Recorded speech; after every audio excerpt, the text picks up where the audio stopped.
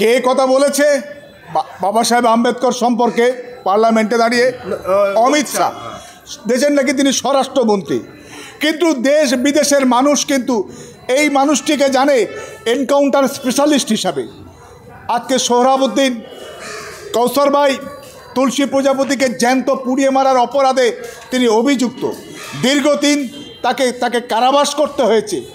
বিচারপতি লোয়ার যে হত্যাকাণ্ড, তার যে রহস্যজনক মৃত্যু, তার পেছনেও সেক্ষেত্রেও এই অমিত শাহের নাম জড়িয়েছে।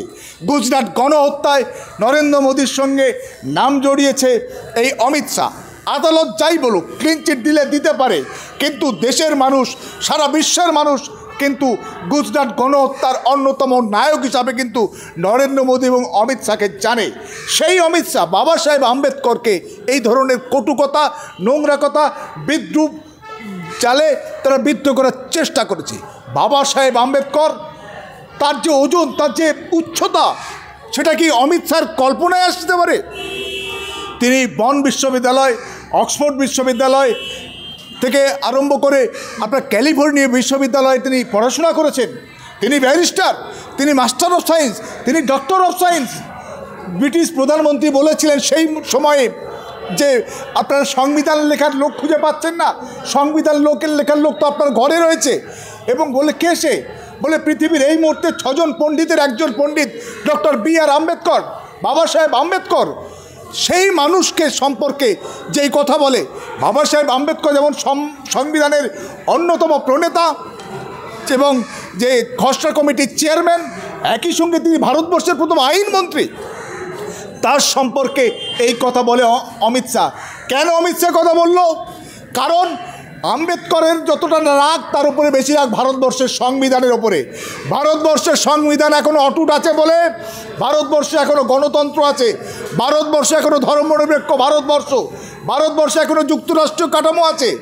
আসলে RSS নামক ভয়ঙ্কর সাম্প্রদায়িক সংগঠন, যারা ভারতবর্ষের স্বাধীনতা সংগ্রামে তাদের কেউ কখনো স্বাধীনতা সংগ্রামে অংশগ্রহণ করেনি। তারা ব্রিটিশের দালালি করেছে, ভারতবর্ষের স্বাধীনতা সংগ্রামীদেরকে ধরিয়ে দিয়েছে ব্রিটিশের হয়ে। সেই সমস্ত RSS যারা ভারতবর্ষের সংবিধানের বরাবরই বিরোধিতা করে এসছে, সংবিধান আমরা মানি না, তারা মানে না বললে হবে না। তো এই ভারতবর্ষের সংবিধানের হাত দিয়ে শপথ নিয়ে তো আজকে স্বরাষ্ট্রমন্ত্রী, প্রধানমন্ত্রী হয়েছে। অমিত শাহ নেতৃত্বে বলছে নতুন সংবিধান লেখা হবে। তারা আজকে প্রকাশ্যে বলুক, নরেন্দ্র মোদী, অমিত শাহ, যে আমরা এই সংবিধান মানি না। তাদের চেলা চামুন্ডা অন্যকে দিয়ে বলাচ্ছে কেন? তারা বলুক আমরা ভারতবর্ষের সংবিধান মানি না, ভারতবর্ষে বাবা সাহেব প্রণীত যে সংবিধান আছে সেটা ভুল, সেটা আমরা মানি না, আমরা নতুন করে সংবিধান তৈরি করব। চালাকি করছো কেন? প্রকাশ্যে বলুক, দাবি করুক, তাহলে বাংলার মানুষ, ভারতবর্ষের মানুষ তখন সেটা বুঝতে পারবে তারা কি বলছে, কেন বলছে।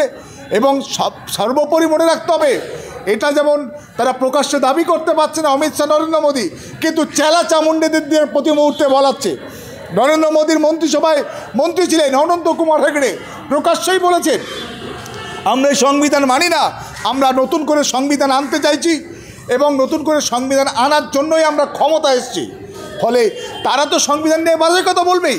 তারা যেমন সংবিধান মানে না, যুক্তরাষ্ট্রীয় কাঠামো যেটা আছে সেটাও তারা মানে না।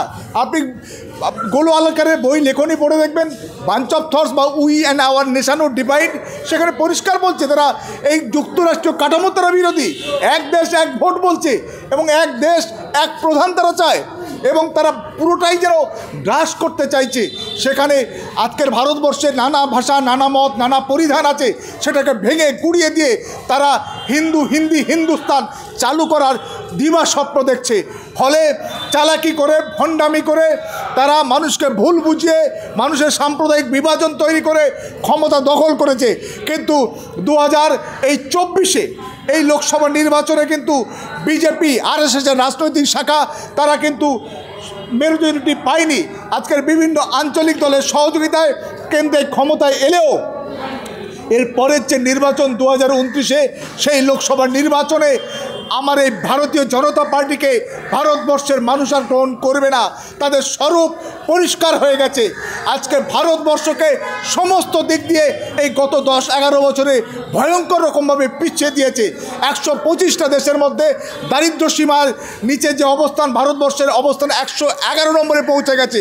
অর্থাৎ ভয়ঙ্কর রকমের আজকের যেখানে যে বৈষম্য, বিশ্ব ব্যাংকের একজন আধিকারিক বলেছিল ভারতবর্ষ গরিব নয়, ভারতবর্ষের মানুষ গরিব।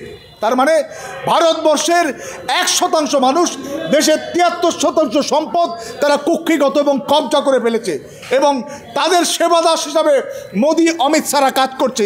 দেশের মানুষ, সংখ্যাগরিষ্ঠ মানুষ, খেটে খাওয়া মানুষ, মাঠের মানুষ, কলের মানুষ, শ্রমজীবী যুবক, তাদের চাকরি নেই। আজকের মাথা পিছু আয়ের ক্ষেত্রে ভারতবর্ষের অবস্থান 145 নম্বরে। কি ভয়ঙ্কর জায়গায় দেশকে খারাপির মধ্যে ঠেলে দিয়েছে। অথচ বুক ফুলিয়ে বলে বেড়াচ্ছে আমরা পৃথিবীর মধ্যে 5ম অর্থনীতির দেশ। সেই অর্থনীতি, সেই অর্থ কাদের কাছে? দেশের মাত্র 9টা পরিবারের হাতে দেশের সম্পদের 50% আজকের পুঞ্জীভূত কুক্ষিগত হয়েছে। 9টা পরিবারের হাতে দেশের 50% সম্পদ, আজকের 1% মানুষের হাতে 70 থেকে 73% সম্পদ। অন্যদিকে আজকের সেখানে তাদের সেই অন্যায়, সেই অপকর্মকে ঢাকার জন্য তারা কি করছে? হিন্দু মুসলমান, হিন্দু মুসলমান, হিন্দু মুসলমান, সন্ত্রাস, জঙ্গি, এই সমস্ত করে নিজেদের অপকর্মকে ঢাকার জন্য, মানুষের দৃষ্টিকে ঘুরিয়ে দেওয়ার জন্য এই চালাকিগুলো করছে। চালাকি দিয়ে কিন্তু কিছু মানুষকে কয়েকদিনের জন্য ভুল বোঝানো যায়, কিন্তু চালাকি দিয়ে সব মানুষকে সব সময়ের জন্য ভুল বুঝিয়ে রাখা যায় না। তাই এই RSS, এই বজরং দল, এই বিশ্ব হিন্দু পরিষদ, এই নরেন্দ্র মোদী, অমিত শাহদের দিন শেষ হয়ে আসছে। দেশের মানুষ, মূল নিবাসী মানুষ, খেটে খাওয়া মানুষ, SC ST OBC, তারা ধর্ম চায় না, তারা মন্দির চায় না, তারা পেটে ভাত চায়। যুবকরা, শিক্ষিত যুবকরা হাতে কাজ চায়। সেটা মোদি অমিত শাহ সরকার দিতে ব্যর্থ হয়েছে। তাই এদের দিন শেষ হয়ে আসছে। ততই তারা সাম্প্রদায়িকতাকে আরও বেশিভাবে আঁকড়ে ধরার চেষ্টা করছে। এই কাজ পাচ্ছে না, কাজ দিতে পারছে না বলে মেন ইস্যু থেকে ঘুরিয়ে মন্দিরে মন্দিরে শিবলিঙ্গ খুঁজে বেড়াচ্ছেন। অবশ্যই। আসলে আপনারা দেখলেন কদিন ধরে চম্বলে 5 জন